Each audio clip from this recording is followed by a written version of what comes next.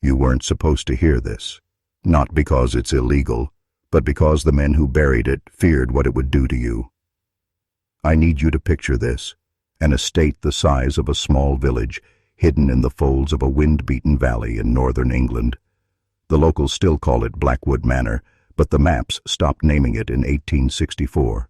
Its gates are locked with chains that have turned green with age, and the stones of its walls are blackened, not by fire, but by something in the earth beneath. Before we start this macabre story, please like and subscribe to my channel, and don't forget to press the bell icon. The first time I saw it, I knew it was wrong. The air had that strange density you feel before a storm, but the sky above was clear. And then there was the sound, so faint you'd think it was in your head. The slow, measured ticking of something deep underground. What you won't find in any record is that Blackwood wasn't a manor in the traditional sense. In 1829 it was purchased by a man known only in the surviving ledgers as Dr. Elias Fenn, a physician by license, but by reputation something else. Witness accounts from the parish archives describe carriages arriving at night, covered in heavy tarpaulins, wheels padded in cloth to muffle the sound. Fenn claimed the manor was a private hospital for the incurable, but the mortality rates from that decade tell a different story. 79 patients went in. 8 were declared dead and buried within the year. The rest were never recorded again. And yet, the parish burial grounds contain no stones for them. There's a rumor, spoken only in the oldest households, that they were taken below the manor, below the earth, where the ticking comes from. The few who claim to have heard it say, it isn't the sound of a clock at all, but of something counting. And here's the part they'd erase from your memory if they could. When they finally sealed the manor in 1872, the workers who laid the last stone swore that the sound didn't stop. It got louder. By the time Blackwood Manor closed its gates to the world, the valley around it had already changed in ways no one wanted to admit. Fields went fallow despite good rain, birds avoided the airspace above its grounds, and the villagers of nearby Greywick learned to walk an extra mile just to avoid the old road that led to its doors. Parish records show that Dr. Elias Fenn was last seen in the winter of 1847, standing at the manor's upper balcony in a black overcoat despite the snow, holding a long strip of parchment that some swore was moving on its own, as if something beneath the ink was trying to crawl free. The following spring, men from London arrived with wagons of crates marked with the seal of the Royal Society, yet no official link was ever acknowledged. What they carried inside was covered with oilcloth, but the shape beneath was unmistakable. Human silhouettes, each contorted differently, none small enough to be a child. A letter found decades later, hidden in a church wall, claimed that the manor's true purpose was to unweave the human thread, to pull apart the weave between flesh and spirit until neither knew which was which. The letter was unsigned, but it was written in a hand identified by forensic historians as belonging to Dr. Fenn's assistant Isaac Dorrell, who disappeared the same year. Locals tell of strange lights that year, bluish-white pulses that flashed from the cracks of the shuttered windows, always in groups of 3, followed by the faint sound of water boiling somewhere deep underground. Some said the lights were a signal, others a byproduct of the doctor's work, but one old coal miner swore it was something else entirely. It was the moment they woke up, he said, voice cracking. And once they were awake, there was no putting them back. The coal miner left the parish the next day, never to return. Blackwood Manor stayed silent for another 25 years, its doors chained, its upper floors rotting, yet everyone knew something was still moving inside because the chains kept changing. The first man to set foot inside Blackwood Manor after its closure was not a historian nor a thief, but a debt collector, Thomas Keene, hired by the estate's creditors in 1875 to catalog anything of value. His own diary, recovered from an auction house in Leeds, tells a story that was never meant for public reading. He wrote that the main hall was unnaturally cold, the air tasting faintly of iron, and the walls still lined with portraits whose eyes seemed freshly painted, the varnish wet under candlelight. But it was in the library that he found the first real hint of what Dr. Fenn had been doing. A map of the manor, drawn with precise measurements, including levels below the foundation that could not have been built without cutting into the bedrock. In the margin, scrawled in brown ink, were the words, "Sublayer 3, containment begins here." Keene followed the narrow servant's stair, lit only by the trembling flame in his lamp, until the air grew so thick his breath turned ragged. At the third landing he heard it, the same faint ticking others had whispered about, but slower now, deliberate, almost like a heartbeat counting backward.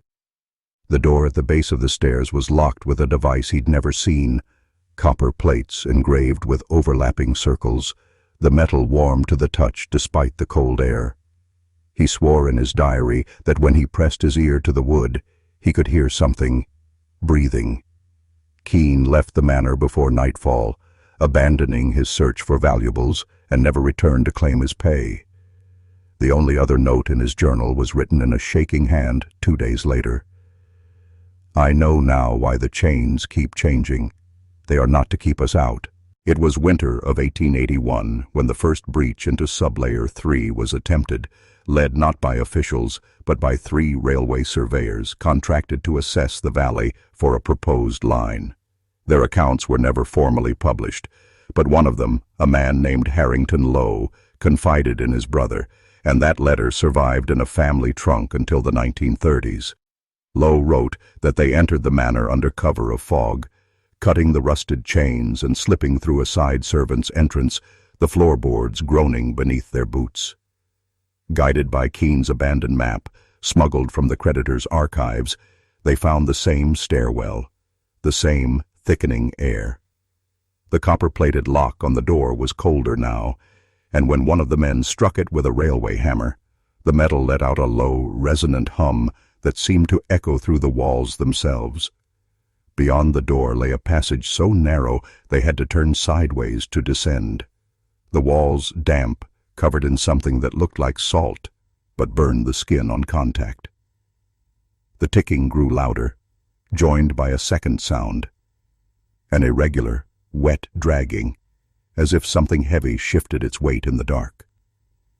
Their lanterns caught the glint of glass along the corridor, tall cylinders, each filled with a clouded yellow fluid, within which floated indistinct human shapes, the skin mottled and stretched, faces turned toward the glass as though waiting. Lowe said none of them moved, but he could not shake the feeling that their eyes followed him. The further they went, the more the glass was fractured, as though something had tried to push out. They made it only as far as the first chamber before turning back. An octagonal room lined with metal tables bolted to the floor, each bearing leather restraints and a thin copper wire running up into the ceiling. In the center, a single chair faced a mirror taller than a man, its surface rippling, like water though the room was still. When they fled, the ticking followed them up the stairs, growing faster, until the door slammed behind them with a force none of them had touched. 2 weeks later, one of the surveyors was found dead in his bed, mouth filled with salt, eyes fixed wide open. In 1884, a London antiquarian named Julian Roke acquired the mirror from Blackwood Manor under the guise of preserving historical artifacts, though in truth it was smuggled out during a bribed nighttime entry by 2 dock workers. Roke's personal notes, discovered in a sealed compartment of his writing desk decades later, detail what happened next with a precision that feels less like curiosity and more like obsession. He described the mirror as heavier than it should have been, its frame carved with figures so eroded they seemed to shift shape in different light. When viewed directly, the glass appeared flawless, yet when seen in peripheral vision, faint ripples moved across its surface like a thin film over deep water. Roke's first mistake was attempting to clean it. The moment his cloth touched the glass, the surface yielded, not like a crack or shatter, but like pressing against skin. He swore he felt something press back. Over the following nights, Roke began to notice changes in his flat. Objects subtly rearranged, the ticking sound, described by so many in the manor, now audible behind his walls. On the seventh night, he sat before the mirror with a candle, watching his own reflection in stillness. After precisely 11 minutes, the reflection smiled without him. Roke didn't sleep for 3 days, returning to the mirror again and again, convinced the other was trying to communicate. His final entry reads, "It knows my name now. I hear it when the candle goes out." Roke vanished the next week. The mirror was found leaning against the wall in his locked study, its glass completely black. The 2 dock workers who had helped move it both died within a month, one from drowning in an inch of water in his own cellar, the other from what the coroner called paralysis of breath, despite no obstruction to his lungs. No one knows where the mirror is today, though an unmarked crate matching its size was logged in the London Maritime Registry in 1892, destination returned to sender. The shipment logged as returned to sender arrived in the port of Whitby under heavy fog on a moonless night in 1892, aboard a vessel that had departed London with a full crew, but docked with only 5 men left alive. Their testimony, half drunk and shaking, claimed the crate had begun to hum on the second night at sea, a deep, measured vibration that resonated through the deck planks. One man swore he saw light leaking from the seams in pulses, each one matching the rhythm of his heartbeat until it hurt to breathe. By the 5th night, they could no longer sleep.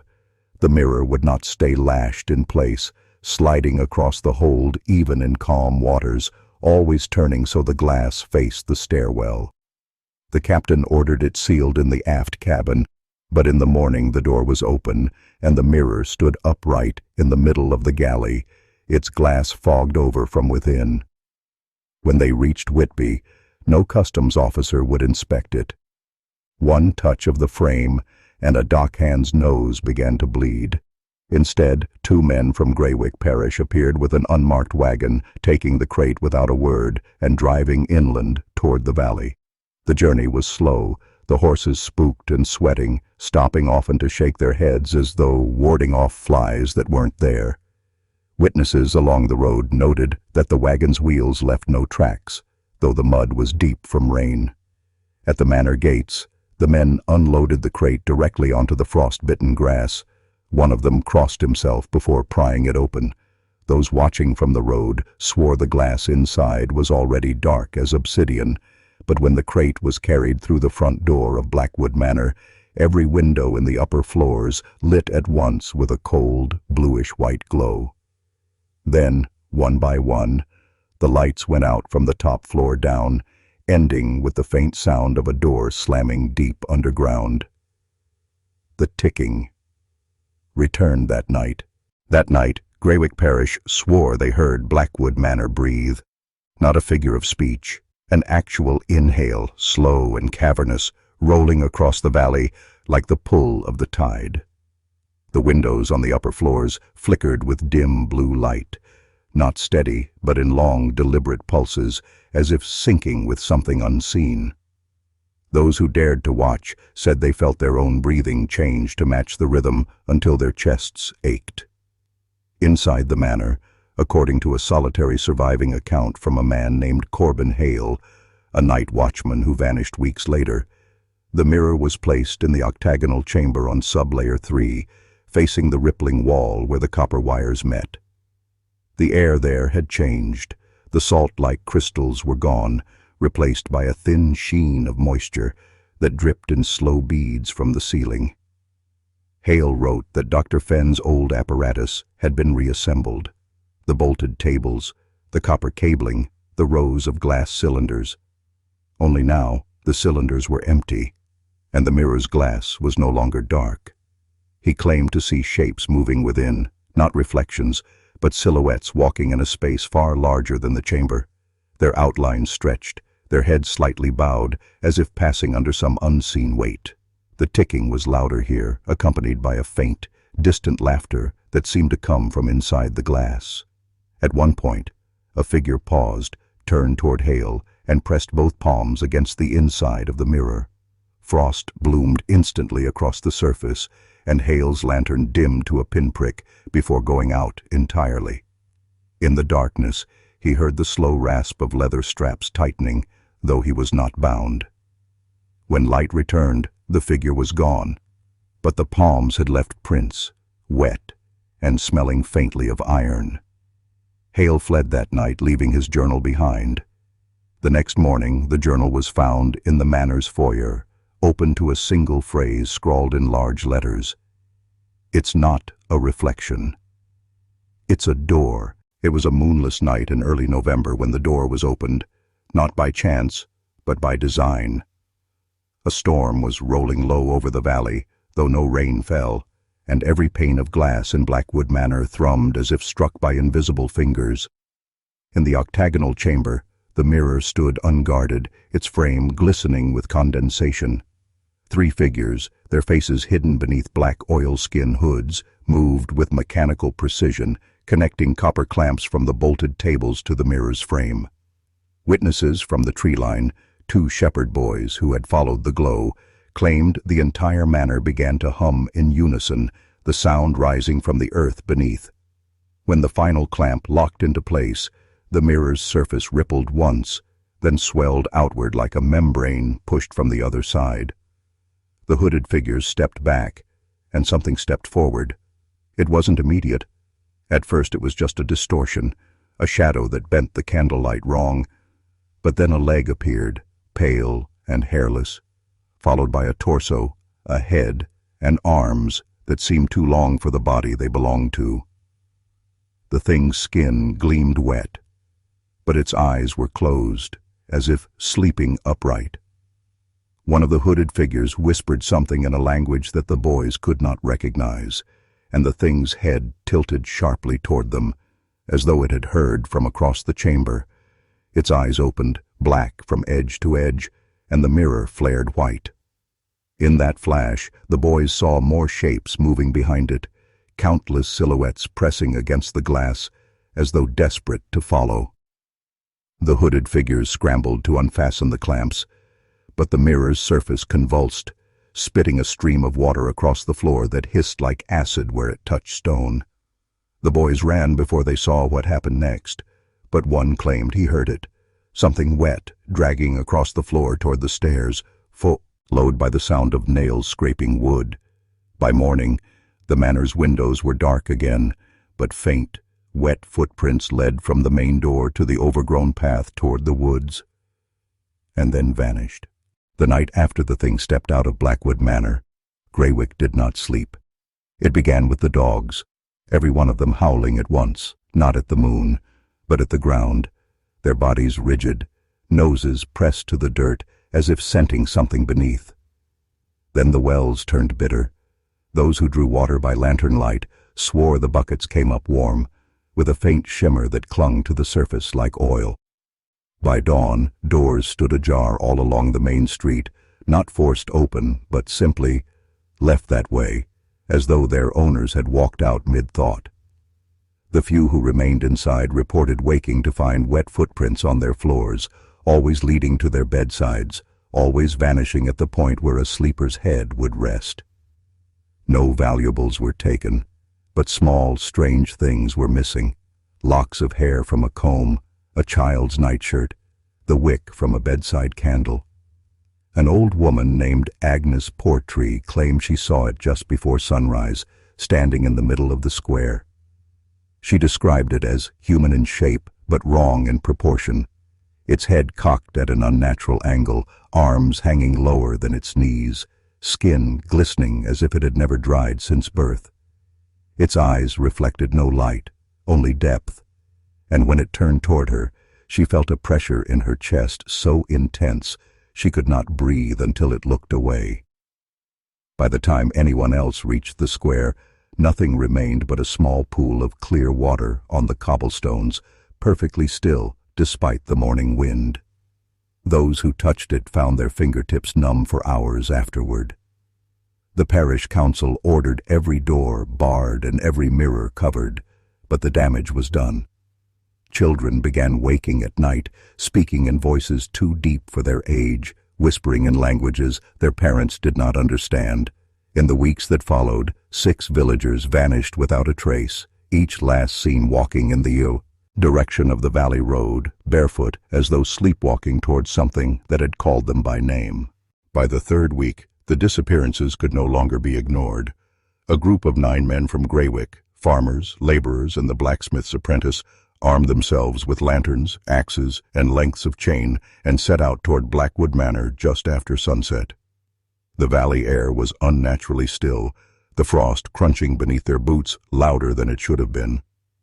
When they reached the gates, they found the chains that had sealed them for decades gone, lying in neat coils on the ground as though set aside for their arrival. Inside, the manor's front doors stood open, a faint blue light pulsing deep within the halls. They entered in pairs, calling out, but their voices seemed to dissolve into the walls, returning in whispers they didn't recognize. The grand foyer had changed. The portraits that once lined the walls were gone, replaced by tall, narrow mirrors, each one slightly fogged, each reflecting not the men, but empty rooms that were not the foyer they stood in. One man, Henry Lowick, claimed he saw movement in his reflection, a figure standing where he should have been, its mouth slowly opening wider and wider until it split the jaw. The group pressed on, following the pulse of blue light down into the servants' stair, but the air grew thick with a smell like brine and metal. When they reached the octagonal chamber, the mirror was gone. In its place was a shallow pool of clear water, rippling without wind, the copper wires submerged like veins disappearing into its depths. As they circled it, the ticking began again, slow, deliberate, rising from beneath the water. Then the surface broke, not from above, but from below, as something pale pressed up against it, its fingers stretching longer the closer they came to breaking through. The men ran, their lanterns sputtering out one by one, until only the frost light of the valley guided them home. By morning, 3 of them were missing. Their boots were found at the edge of the manor's gate, soles dry despite the frozen ground. The blacksmith's apprentice, Samuel Wren, was only 17, but in the days after the failed confrontation, he began to hear his name whispered from the direction of the manor, every time he passed the edge of the valley. At first he ignored it, thinking it a trick of the wind, but on the 4th night, the whisper became a voice, soft, almost pleading, repeating not only his name, but the words, "Bring the chain." That night, unable to resist, Samuel took one of the blacksmith's unfinished lengths of iron chain and set out alone, a single lantern swinging at his side. The gate stood open again, and the frost along the path had melted into a narrow corridor of damp earth, leading straight to the manor doors. Inside, the blue glow was gone. The hall was dark but warm, as though the hearths had been lit recently.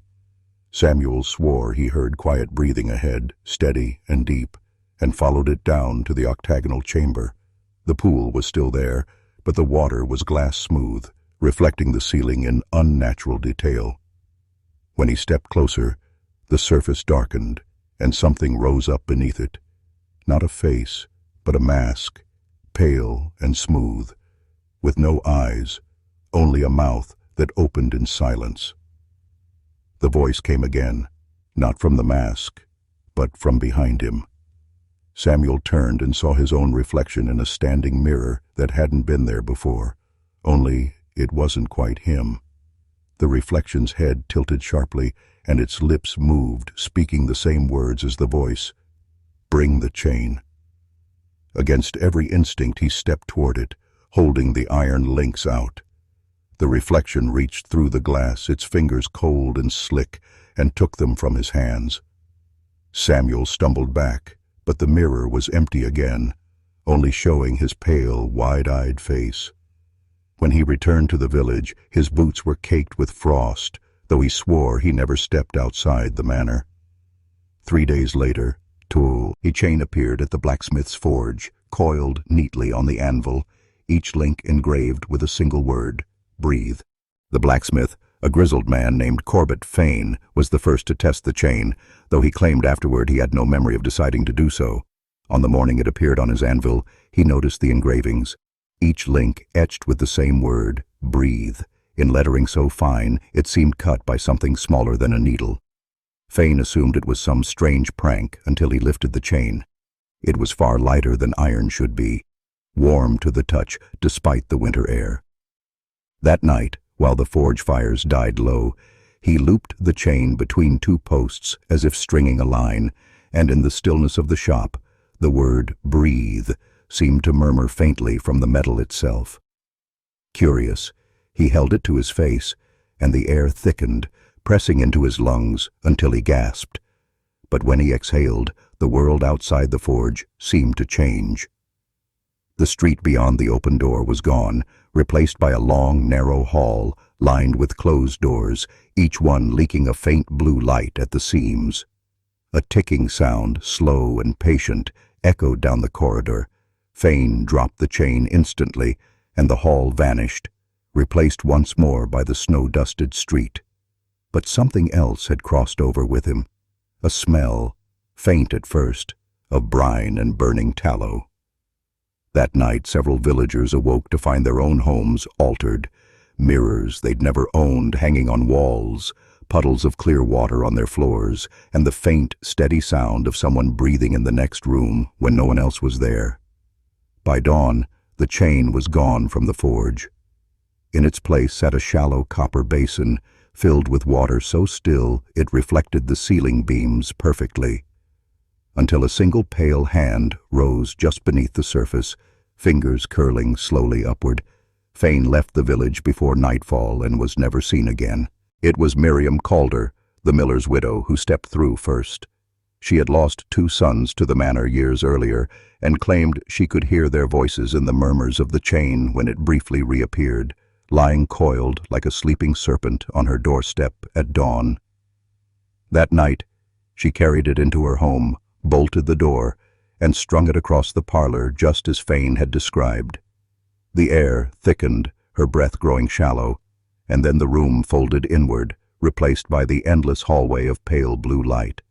This time, the doors were open a fraction, enough to see movement inside, shapes shifting just beyond sight, the faint rustle of cloth, the sound of someone pacing in a room too small to walk in. Miriam called the names of her sons, and somewhere far down the hall 2 doors swung open at once. She stepped through the threshold, the chain dragging behind her, and disappeared into the glow. Neighbors claimed they saw the light spilling from her windows that night, flickering like a lantern caught in water. By morning, the parlor was empty, save for wet footprints leading from the doorway to her bed, where she lay fast asleep. But she was not alone. In the dim light of dawn, a figure stood at the foot of her bed, thin, hairless, with skin that seemed stretched too tight and eyes that didn't blink. It vanished before anyone could approach, but Miriam woke speaking in a voice that was not hers, repeating a phrase in a language no one recognized.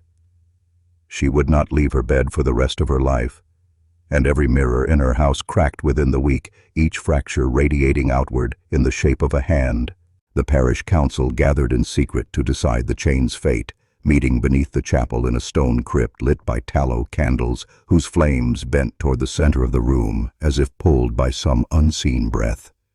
They had taken it from Miriam Calder's home while she slept, wrapping it in sackcloth and refusing to touch it barehanded. The blacksmith's apprentice, Samuel Wren, insisted they bury it deep in the forest, but the council's elder, Reverend Corbin, argued that destruction was the only way to sever its influence. They placed it on the stone altar, and with 3 iron hammers struck in unison. The first blow rang like a church bell, the second like a muffled heartbeat. But the third did not sound at all.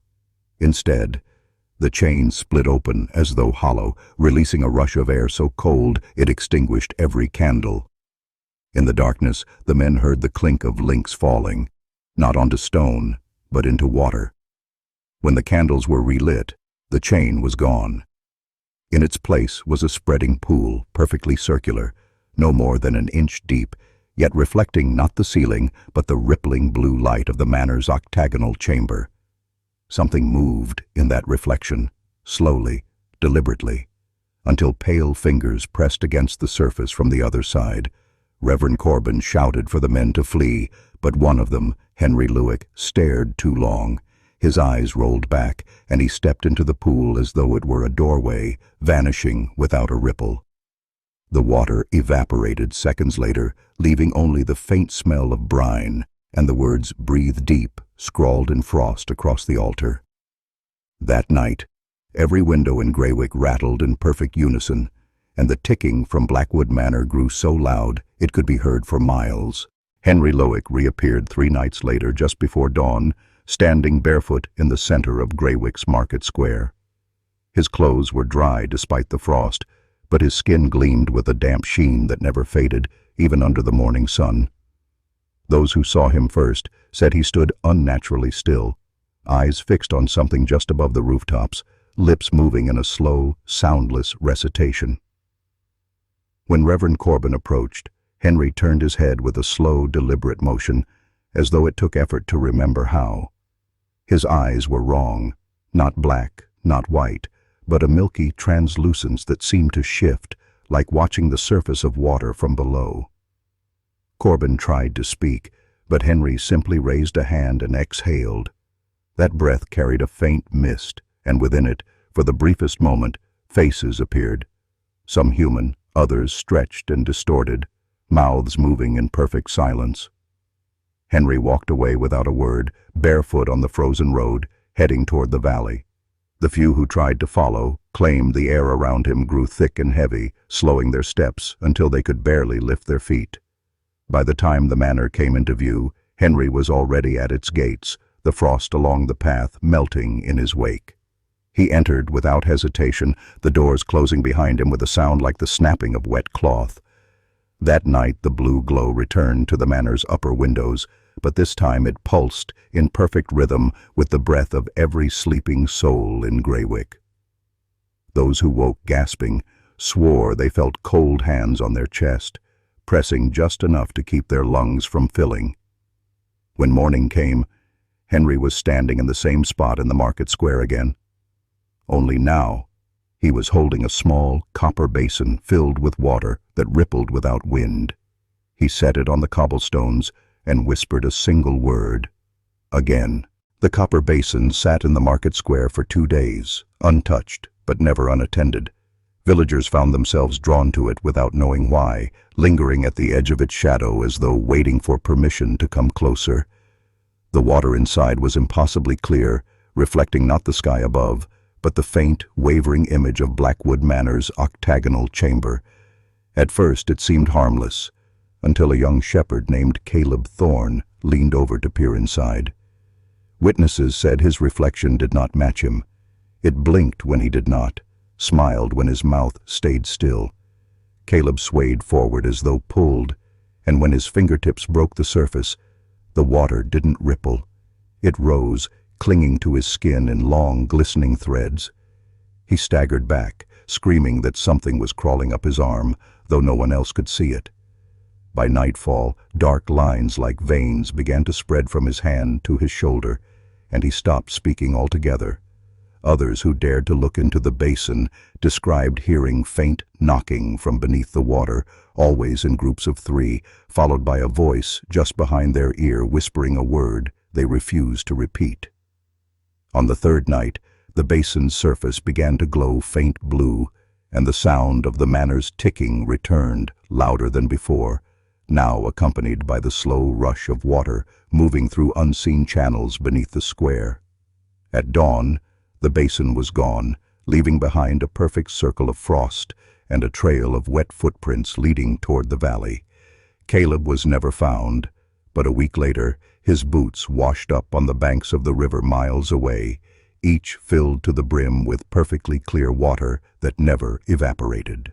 By the winter's first snow, the parish council agreed there was no choice left but to seal Blackwood Manor forever.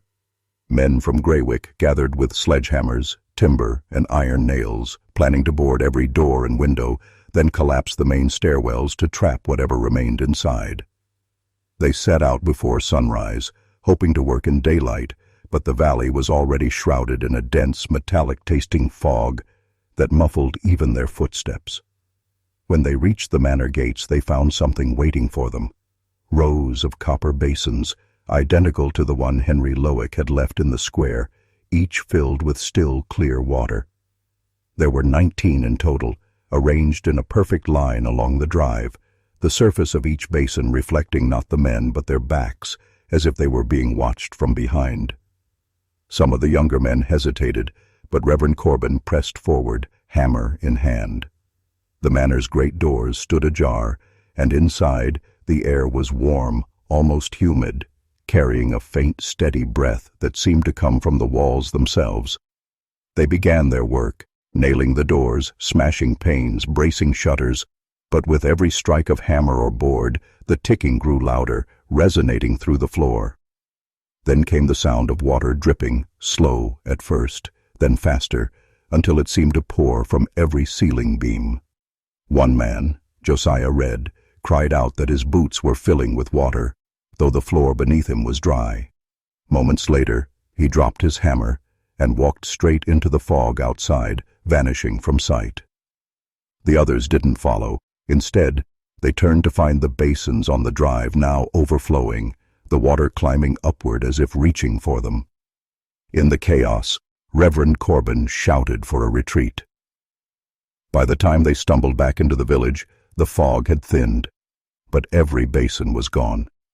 That night the blue glow froze, and the manor's windows returned, each pulse perfectly in time with the pounding of hammers they could no longer hear. Josiah Red was found 2 nights later, standing knee-deep in the frozen shallows of the river outside Greywick, his eyes fixed on the black ribbon of water sliding past. He did not shiver despite the cold, and when the search party called his name, he turned slowly, revealing a faint smile that did not reach his eyes. In his hands, he carried a small wooden box, its surface warped with moisture, the lid sealed shut by what looked like crystallized salt. When they tried to take it from him, he clutched it to his chest with surprising strength, whispering, "It's hers," over and over. Back in the village, they pried the box open and found a strip of wet linen folded around something soft and pale. The moment the cloth was unwrapped, every lamp in the room guttered, and the ticking from Blackwood Manor roared in their ears. Inside the linen was a single human hand, small, delicate, the skin slick and cold, but not decomposed. The nails were painted black, though the color seemed to shift in the light, and there was a faint pulse in the wrist that none could explain. Josiah snatched it back and held it as one might a child's hand, his smile widening until his cheeks split at the corners. That night he vanished from his locked home. The box and the hand were gone with him. The next morning, a copper basin appeared in the center of the village square, filled with water so still it reflected the sky perfectly, until one looked too long and saw a pale arm slowly rising from its depths, beckoning. Those who claimed to hear it swear the voice was not Josiah's. It was a woman's, low and deliberate, whispering a single word: "Nearer." The first sighting came at dawn, when the mist over the valley thinned just enough for shapes to take form. She stood at the far edge of the frozen field between Greywick and Blackwood Manor, motionless, her bare feet sinking slightly into the frost. From a distance, she looked like a woman in a long black gown, her hair pale as winter wheat. But as the sun crept higher, it became clear her hair wasn't hair at all. It was thin, wet strands of something that clung to her shoulders and dripped steadily onto the ground. Her skin had that same slick, damp sheen as Henry Lowick's, but stretched tighter, as though it barely fit the frame beneath. In her right hand, she held a copper basin, cradled against her side like an infant. In her left, the pale, severed hand Josiah Red had carried. She did not move or speak, yet those who looked at her swore they heard her voice inside their skulls, low and steady, repeating their own names in perfect imitation. When 3 of the younger men from the village began walking toward her, their faces slack, the others tried to hold them back, but the closer they got, the less they seemed to notice the snow or the cold. By the time they reached the edge of the field, the woman had turned toward the manor, walking slowly, each step leaving behind a small circle of unfrozen earth. The men followed without protest, and when they crossed the threshold of the manor's open gates, the woman vanished into the fog. The men never returned. That night, every copper basin in the village, hidden in cellars, buried in yards, locked in barns, was found outside, perfectly aligned along the road to Blackwood Manor, each one brimming with still water that reflected only her face. By the following morning, panic had stripped the village of reason. The council gathered every basin from the road and hauled them into the chapel, the only building with thick enough walls to block the manor's glow. They draped each one with sackcloth, hammering the coverings in place, and poured ash and salt around their rims. For a time, the stillness returned. No ticking, no whispers, no visions in the water. But at midnight, the coverings began to tremble, shifting as though something inside was pushing upward. The sound came first. Faint tapping from beneath the cloth, not random, but patterned. 3 knocks, pause, 3 more, spreading from basin to basin until the chapel echoed like a heartbeat. Then the cloth tore from the first basin, not from above, but from beneath, the nails popping free as the water inside surged upward without spilling, holding its shape like a glass dome. Beneath its surface, her face appeared, closer now, lips moving in slow, deliberate shapes no one could understand. When the second basin tore free, the voice reached them, not through the air, but directly inside their skulls, low and heavy, repeating a single phrase that drove several to their knees. The ash and salt smoldered as if burning from within, and the chapel's crucifix spun slowly on its chain, turning backward. Reverend Corbin shouted for the men to smash the basins. But when the first was struck, the water sprayed outward in a single sheet and clung to the striker's face like a mask. He dropped, clawing at it, but the water did not fall away until he lay still. The others fled into the night, leaving the chapel doors open. At dawn, the basins were gone, the floor dry except for 19 perfect circles of frost, and in each one, a faint wet footprint facing the door. She came with the fog, moving between the houses without sound, the basin cradled in her arms as though it weighed nothing. No one saw her arrive. One moment the streets were empty. The next she was there, standing in the center of the square, her bare feet leaving no mark on the frost. The lamps along the main road flickered and went out as she passed beneath them, plunging the village into a dim, bluish half-light that seemed to come from nowhere.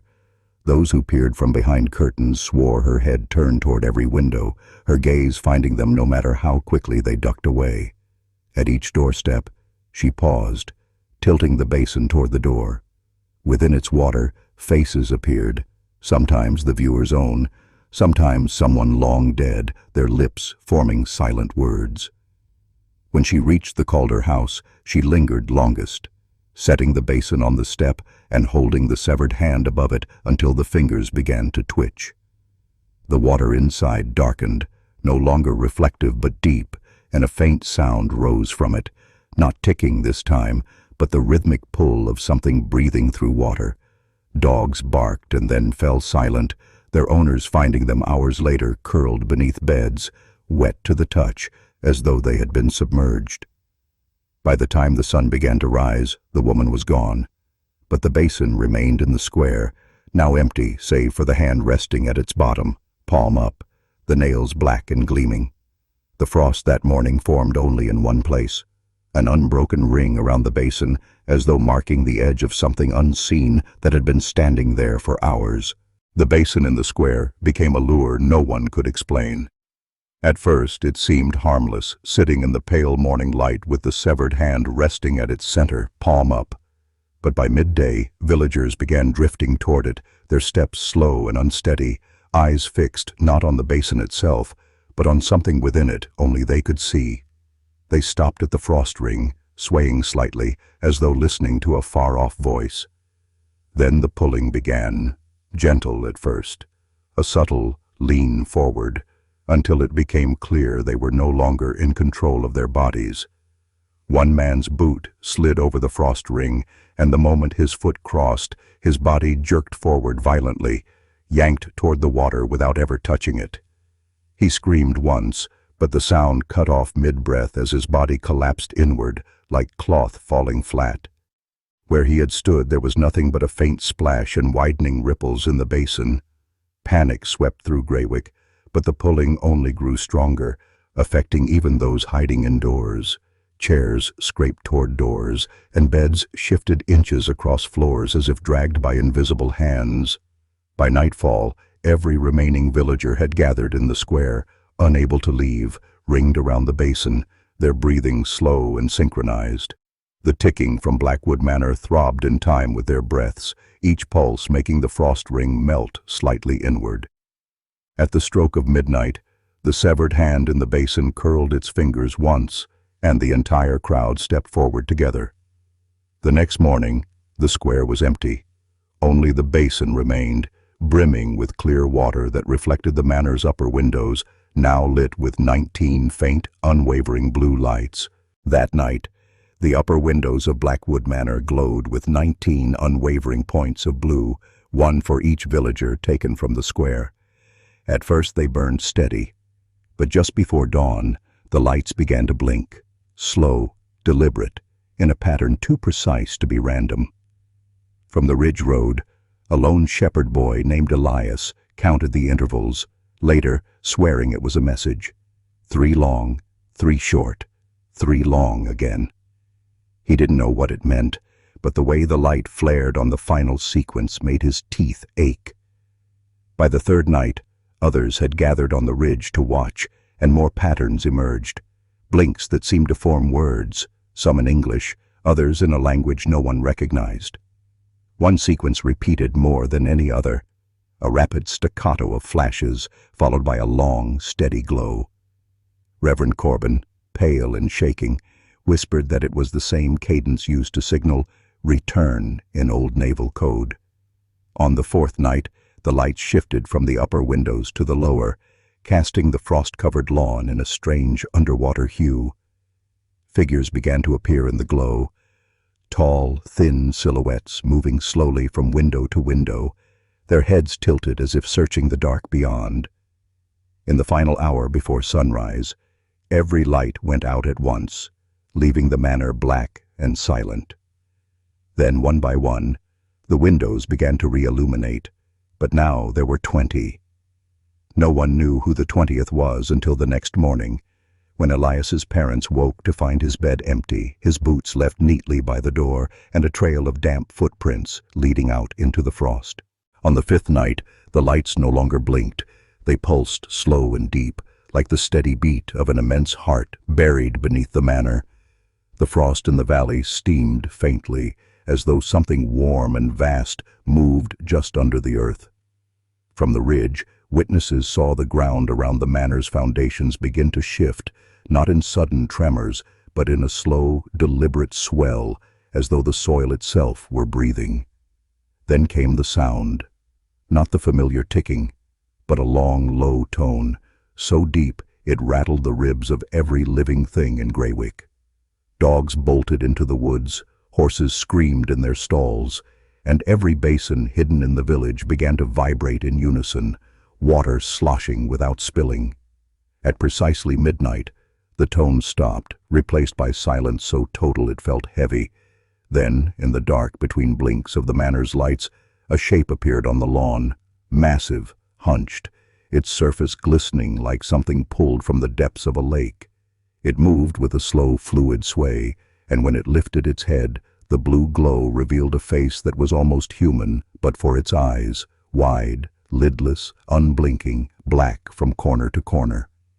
It opened its mouth and exhaled, and every window in the manor flared blindingly bright, revealing dozens of silhouettes inside, all facing outward. The shape turned toward the ridge, and for a moment the witnesses swore it was looking straight at them. Then the fog surged upward from the lawn, swallowing the manor whole. When it cleared, the lawn was empty, but the lights in the windows did not return. By morning, the basins had returned, 19 of them, arranged in a perfect crescent along the road between Greywick and the manor. But this time, the water inside was gone, replaced by a thick, black liquid that absorbed light instead of reflecting it. Even under full daylight, the surfaces looked like holes in the world, depthless and unmoving. Those who dared approach swore the liquid pulled at their vision, making the rest of the world blur at the edges. When a boy tossed a stone into one, there was no splash, no sound, only a brief widening of the black surface before it stilled again, leaving behind a faint ring of frost around the rim. A butcher named Marcus Trine dipped the tip of his knife into a basin, and when he pulled it free, the steel was coated in a thin, shifting film that dripped upward toward the hilt. Hours later, Marcus's wife found him standing in their yard, staring into the air as though watching something no one else could see. The knife was gone, and the tips of his fingers were stained permanently black. By the third day, the basins began to hum, not the steady vibration from before, but a low, irregular throb, like something beating out of sync. In the dead of night, the liquid shifted from black to a deep, impossible blue, and faces began to form just beneath the surface, faces that blinked, mouthed words, and then dissolved like smoke. By morning, each basin held a single object floating at its center, a piece of clothing, a boot, a lock of hair, something unmistakably belonging to one of the missing villagers. It was Elias's mother who broke first. At dawn, she found her son's scarf, wool, frayed at the edges, floating in the center of the nearest basin. Without hesitation, she stepped over the frost ring and reached in. Her fingers sank into the black liquid, and for a moment, she felt nothing but cold. Then the scarf moved, not drifting toward her hand, but slowly pulling away, sinking deeper into the void below. She plunged her arm further, elbow, then shoulder, the liquid climbing her sleeve without spilling, clinging to her skin like oil. Witnesses shouted for her to stop, but she didn't seem to hear. Her face had gone slack, eyes fixed on something beneath the surface. The scarf was nearly gone when the basin pulled hard. Her body jerked forward, her knees hitting the rim, and the black liquid surged upward around her like a living thing, wrapping her head, muffling her screams until they cut off entirely. Then, as suddenly as it had risen, the liquid stilled, and the basin was empty once more. There was no splash, no trace of her, only a single wet footprint beside the rim, pointing toward Blackwood Manor. That night, the scarf reappeared, dry, neatly folded, on the manor's front step. The doors stood open behind it, and for the first time in weeks, the faint blue glow lit the upper windows, pulsing not in 19 lights, but 20. The morning after Elias's mother vanished, the villagers woke to find one of the basins missing. No trail, no marks in the frost, just an empty circle where it had stood. By the second day, 2 more were gone, the gaps in the crescent leaving the survivors uneasy, as if some invisible tether between them had been cut. Each night, the ticking from Blackwood Manor grew louder, the intervals sharper, until it began to sound like something knocking, once for each basin removed. On the 5th night, a hunter named Bran Heller claimed to see them being taken. He had been watching from the tree line when a thick fog rolled in, and out of it came shapes, thin, towering silhouettes, with limbs too long, carrying the basins cradled in their arms like infants. Their movements were slow but purposeful, and the frost around their feet hissed to steam with each step. Bran swore they didn't walk so much as glide, their heads bent low over the water as if whispering to it. By the time they reached the manor gates, the basins were gone from their arms, vanished into the dark without a sound. As the last shape passed through, the gates closed on their own, the iron groaning like something in pain. When Bran finally returned to the village at dawn, he found the remaining basins perfectly aligned, their black water gone, replaced once more by clear reflections of the manor's upper windows. Now there were fewer windows lit, but each glow was stronger, pulsing like a slow, deliberate heartbeat.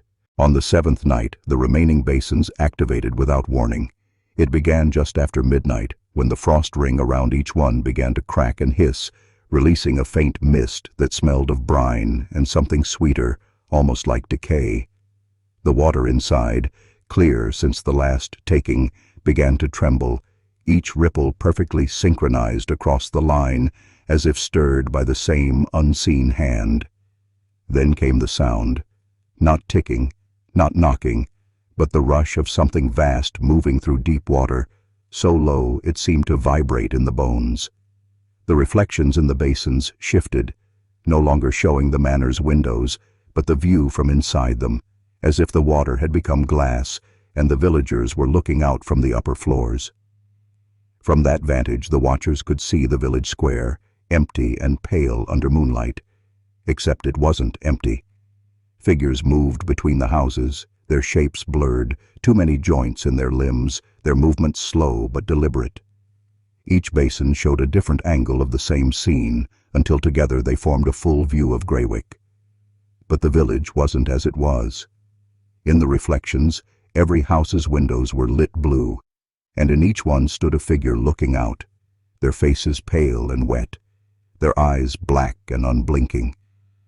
One by one, the reflections turned their heads toward the viewer, and the mist from the basins thickened, curling upward into reaching shapes. The villagers who had gathered to watch found themselves stepping closer without realizing it, leaning until their breath fogged the rims. Then the basins went still, the reflections vanishing into black, and in that silence came a single deliberate knock from somewhere beneath the frost. The knock came again the following night, 3 heavy strikes that made the frost jump in tiny white bursts across the village square. At first, the sound seemed to echo from the manor, but then the ground itself began to tremble, and the villagers realized it was coming from directly beneath them. The cobblestones in the center of the square shifted, rising just enough to reveal a thin line of black between them, as though the earth had cracked. From that gap seeped a faint, steady exhale, warm against the winter air, smelling of salt and something faintly metallic. Reverend Corbin ordered the villagers back, but several ignored him, drawn closer as the gap widened with a grinding, deliberate slowness. What emerged first was not a hand or a head, but a sliver of water, clear at first, then darkening until it matched the impossible black of the basins. It didn't spill. It climbed, forming a slow, coiling column that glistened under the moonlight. Faces began to swim within it, mouths moving in perfect silence, their eyes fixed upward. One of the younger men, Thomas Vale, swore he saw his wife among them, dead for 3 years, her lips shaping the word home. Without thinking, he stepped into the widening gap, the water folding around him like a closing fist, and then both he and it were gone.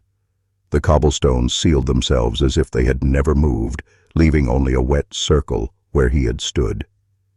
That night the manor's upper windows lit once more, now with 21 lights, all burning steady. On the 10th night, the 21 blue-lit windows of Blackwood Manor began to darken, but not in unison.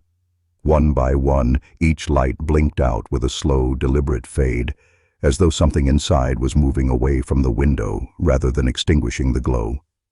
From the ridge, watchers counted the intervals, always the same. A long pause, then darkness, as if the building itself were breathing each one out. But the silence that followed each extinguished window wasn't empty. It was filled with a faint, almost inaudible scraping, like nails dragging over glass, traveling from window to window. The frost around the manor seemed to retreat as the lights went out, creeping backward toward the valley's edge. When the 12th window went dark, the remaining lights began to flicker in strange patterns, 3 short, 3 long, 3 short again, until the 13th faded, and the pattern stopped. By the time the last light vanished, the manor stood completely black, for the first time in months. A single sound cut through the stillness, a deep splash from somewhere inside, echoing out into the valley. Moments later, every copper basin in Greywick, hidden, buried, forgotten, was suddenly brimming again, their surfaces trembling as though something had disturbed the water from below. The trembling grew sharper, the ripples more violent, and then each basin stilled at once, reflecting not the sky nor the manor, but the viewer's own face, only wet and smiling. At first, the reflections only blinked, small, deliberate motions that could almost be dismissed as tricks of the water, but then they began to move in ways no mirror image should, tilting their heads when the onlooker stood still, mouthing words when the watcher's lips were closed. Children were the first to notice, staring into the basins for hours, giggling as though in conversation with unseen friends. By nightfall, the reflections had become bolder. In some, the smile widened until the cheeks split at the corners. In others, the mouth never moved, but the eyes followed every twitch and breath. A farmer named Willis Hargreaves tried to smash one of the basins with a sledgehammer, but as the iron came down, the reflection reached up, its wet, glistening hands bursting from the surface to catch the blow. The basin did not crack. Willis's arm, however, was pulled into the water up to the elbow, his scream cutting short as his reflection leaned close and whispered something into his ear. When the water released him, his skin was pale and puckered, and the nails on his right hand had turned the same impossible black as the basin's former liquid. That night, villagers found Willis sitting cross-legged beside the same basin, staring into it without blinking, the smile of his reflection now etched onto his own face. In the morning, he was gone, both he and the basin. The frost where they had been was melted into a perfect circle, as though someone had pressed a warm coin into the earth. Sometime between dusk and dawn, every remaining basin in Greywick vanished. Doors stayed bolted, shutters latched. Yet by sunrise, the frost rings were all empty, except for one. It sat alone in the center of the market square, larger than any before, its rim etched with faint looping symbols that seemed to shift if stared at too long. The water inside was not still, but slowly rotating, as though stirred from beneath by something patient. Villagers kept their distance at first, watching from behind door frames, but the air around the basin carried a faint, rhythmic pull, breath in, breath out, tugging them closer. Those who dared glance into it swore the view was no longer of the manor, nor their own reflections, but of a black corridor stretching into infinity, lined with open doors that swung ever so slightly as though something had just passed through. At the far end, a pale figure stood facing away, its head tilting incrementally with each breath. Reverend Corbin approached alone, clutching a silver cross, and placed one hand on the basin's rim. The water stopped rotating. Slowly, the figure at the end of the corridor turned its head. Not fully, but just enough to reveal one black, lidless eye staring directly through the surface. Corbin stumbled back, but the water reached upward in a sudden perfect column, wrapping his face. When it fell away, he was gone, leaving only the cross on the cobblestones. The basin stilled once more, its surface reflecting nothing at all, not sky, not ground, not the faces of those who dared peer in. The final night came without wind, without fog, only an oppressive stillness that made the air feel heavy in the lungs. The single basin in the market square sat unmoving under the dim moonlight, its surface black now, not from liquid, but from an absence deeper than shadow. At the stroke of midnight, the frost ring around it cracked with a sharp, brittle sound, and the basin began to tilt, not as if pushed from above, but as though something inside was pulling it over from within. The blackness spilled onto the cobblestones, yet it didn't spread like water. It crawled, pooling upward into the shape of a widening arch. From within that arch came the sound the villagers had dreaded for months, the ticking, now deafening, every beat like a hammer striking bone. One by one, the empty doors of the black corridor from the previous vision began to swing open inside the arch, and from each emerged a figure, pale, slick-skinned, their black eyes reflecting nothing. They stepped onto the frost with perfect synchronicity, 19 in all, each holding something taken from the missing: a scarf, a boot, a child's toy. The last to step through was the woman, the basin still cradled in her arms, though now it was empty. She set it on the cobblestones, and as the ticking reached its final rapid crescendo, she whispered a single word that carried to every ear in Greywick: "Begin." The arch collapsed into a spreading sheet of black that swallowed the square hole. By morning there was no sign of the basin, the market, or the villagers, only an expanse of smooth, dark earth, and in the distance, Blackwood Manor's windows glowing steady and blue, one for every soul it had taken.